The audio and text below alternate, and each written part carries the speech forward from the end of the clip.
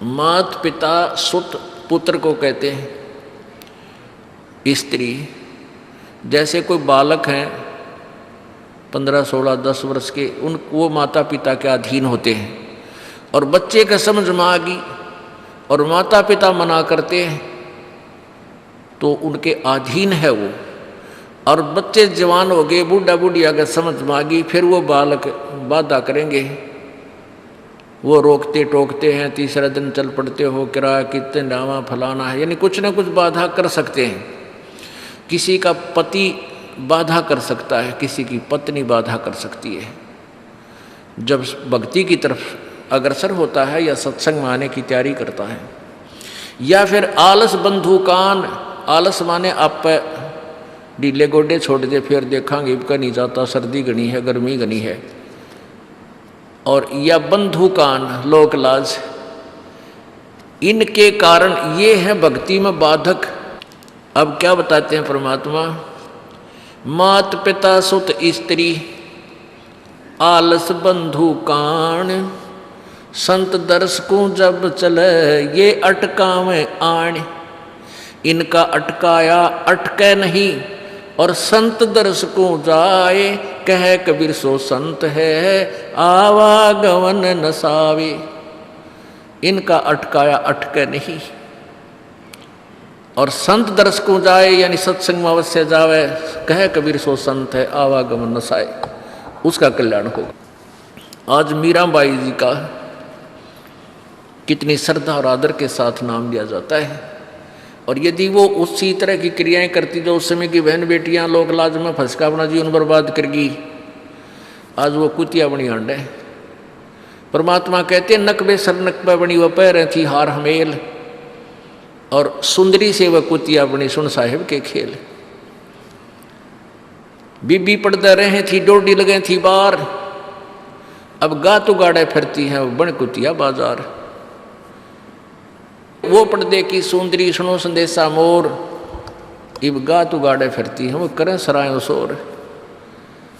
अब जो डोडी पर्दे जिनका लग गया करते, पर्दे में रहा करती थी, जो अपने आप को ऊंच घरों की बेटियां बहू कहा करती थी, उनका सत्संग की छीट लगी नहीं, करते बाहर निकली नहीं, पूर्व जन्म की पुण्यात्मा थी, उनको कोई रानी बन गई, कोई महारानी बन गई, कोई अच्छे घर में जन्म, इस मायाधारी मस्करिया का जन्म हो गया।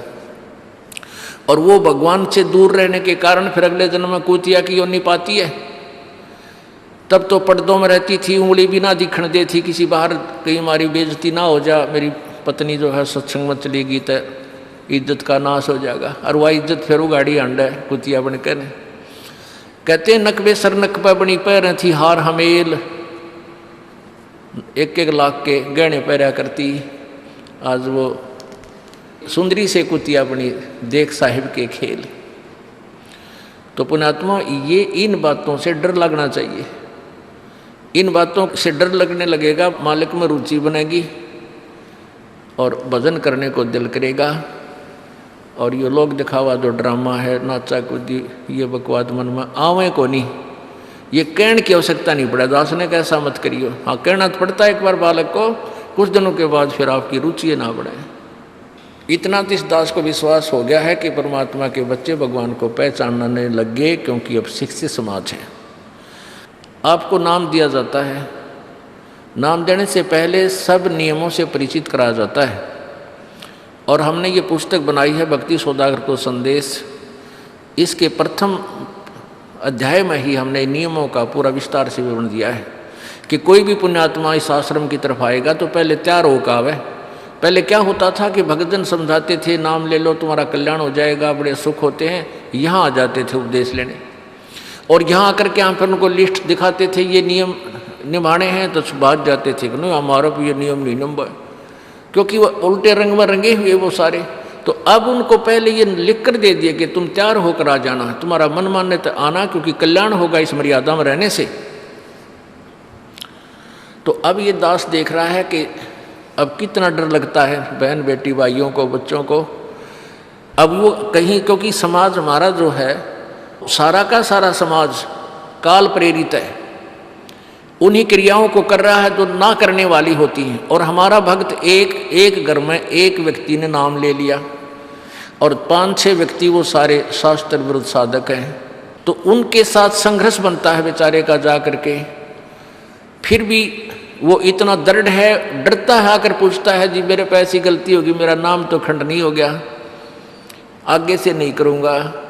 तो कहने का भाव ये है कि पहचानने लग गए तुम परमात्मा को और संघर्ष करना सीख गए, आप सफल होगे, देख लेना एक दिन।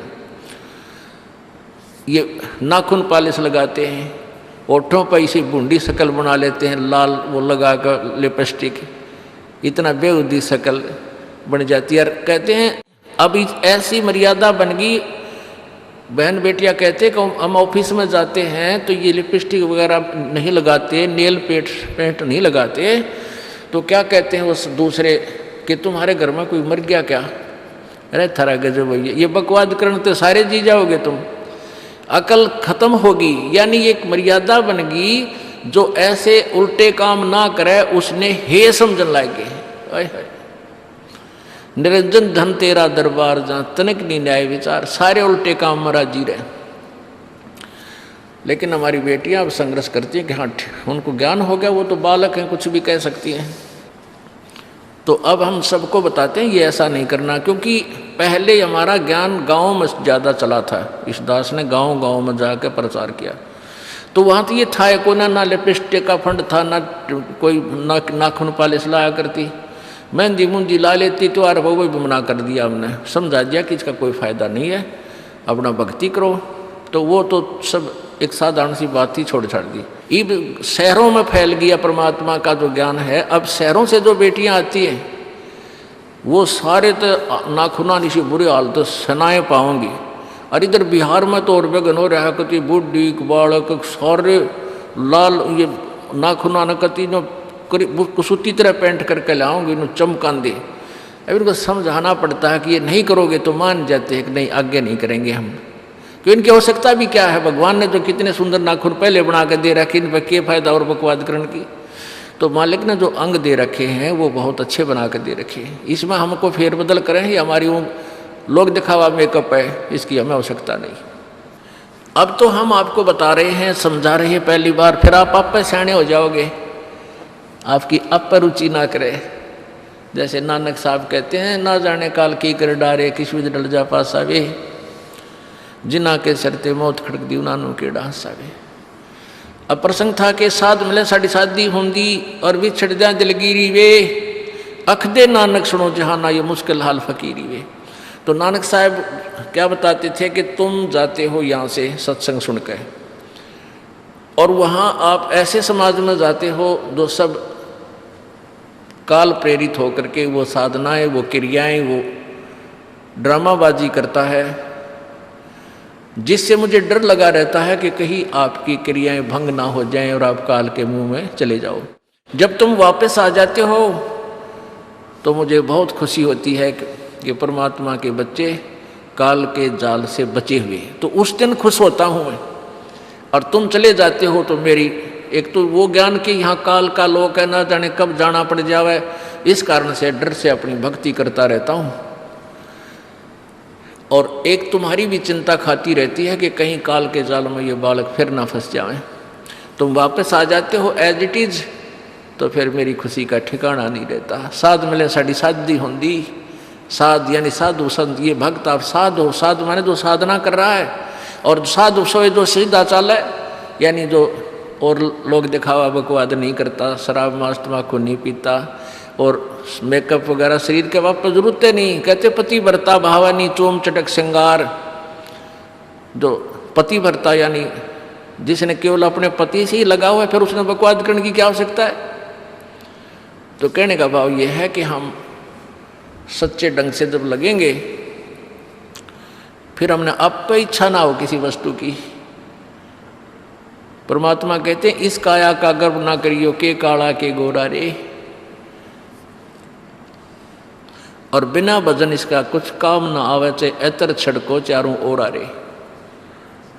ये शरीर क्या है, ये गोरा दिखा है चाहे काला किसी का, इसने थोड़ा सा छोल के देख लो, एक जैसा कबाड़ सब में भरा पड़ा है, या ऊपर पालिश का फर्क रखे।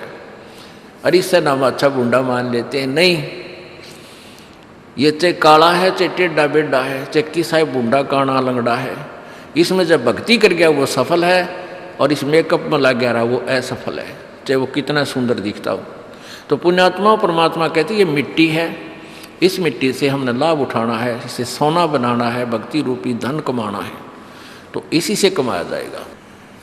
अब प्रसंग है कि झूठे सुख को सुख कहे, ये मान रहा मन मोद, ये सकल चबीना काल का, कुछ मुख में कुछ गोदी। अब परमात्मा आप बताओ, मैं आकर के बोली आत्माओं हमें जगा रही है, हमने काल के कुएं की भांग पी रखी है, यहाँ की मान बढ़ाई और इस माया की। कबीर परमात्मा कहते हैं, कबीर ये माया अटपटी या त्रिगुणमयी माया, ब्रह्मा विष्णु महेश के द्वारा जो हमारे अंदर प्रेरणा कर रखी है, त्रिगुणमयी माया के विषय बता रहे हैं।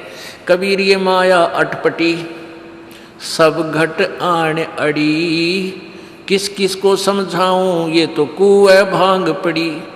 अब किस किस ने समझावा, सब एक तरह की भांग पी के एक जैसे विचार, एक जैसे बोल, एक जैसा ज्ञान इन्होंने ग्रहण किया हुआ है, और ये दास सच्चा ज्ञान सुनाता है, इसका विरोध करते हैं, इसको जल्दी समझ नहीं पाते, क्योंकि इनको इस माया रूपी और अज्ञान रूपी भांग का नशा हो रहा है। तो परमात्मा कहते हैं, कबीर ये माया अटपटी, सब घट आण अड़ी, और किस किस न समझाऊं या तो कुएं भांग पड़ी, यानी सब ने एक जैसा ही ज्ञान ग्रहण कर रखा है, सबके एक जैसे विचार हैं। अब झूठा सुख कौन सा है? इन कार कोठियों को हम अपना मानते हैं, संतान संपत्ति को अपना मानते हैं। इसका उदाहरण आपको दे दिया। परमात्मा कहते हैं, राम नाम कड़ुआ लगे और मीठे लागे दाम, दुविधा में दोनों गए भाई, माया मिली ना राम। माया तो मिले को नहीं, यानी मान लीजिए आपके पास अरबों संपत्ति अरबों हो भी गई, तो वह तेरी नहीं। आपको 2-4 रोटी सुबह 4 रोटी शाम में, और एक वर्ष में गणे 4 कपड़े कुर्ते पजामे बहुत, एक वर्ष में खत्म। आप पाटे को नहीं, ऐसा ही काम रह रहा आजकल। और 2 जोड़ी चप्पल कुर्ते जूते, और एक खाट का स्थान, एक चारपाई आ जा, गणित 2 आ जा, जितने एक परिवार एक व्यक्ति को एक चारपाई। कहने का भाव ये कि ऐसा सीमित सा मकान, इतने की आवश्यकता आपको है, और बाकी पैसा आपके पास उसने के सिर में मारोगे, क्या करोगे उसका? अब या तो कि तो बकवादा में लावेगा, कि तो शराब पीवेगा, कि तो और कोठी खरीद कर गिर देगा, उस पर कोई कब्जा कर लेगा, फिर लट्ठा मुकदमे होंगे, या कोई ले लेगा रिश्तेदार या कोई मित्र बन कर फिर दे को ना, फिर खेचा तानी रात न नींद आओ ना, वह रखेगी बेगन में पात्रे, वो माया तने जीर्ण नहीं दे। और माया तो परमात्मा कहते हैं इस जीव की सबसे बड़ी शत्रु है, जो भगवान से दूर करे।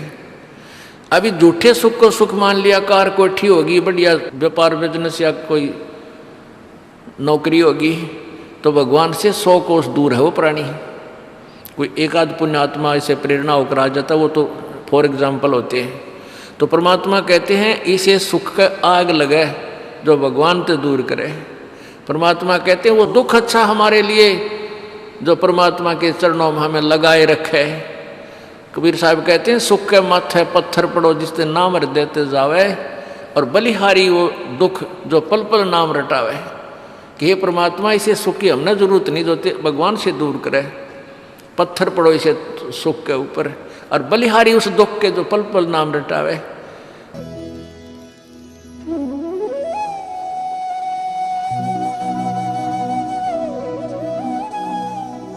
अगर आप ये वीडियो YouTube पर देख रहे हैं तो हमारे चैनल को सब्सक्राइब करें और बेल आइकन को दबाना ना भूलें। अगर आप Facebook पर ये वीडियो देख रहे हैं तो हमारे पेज को लाइक करें।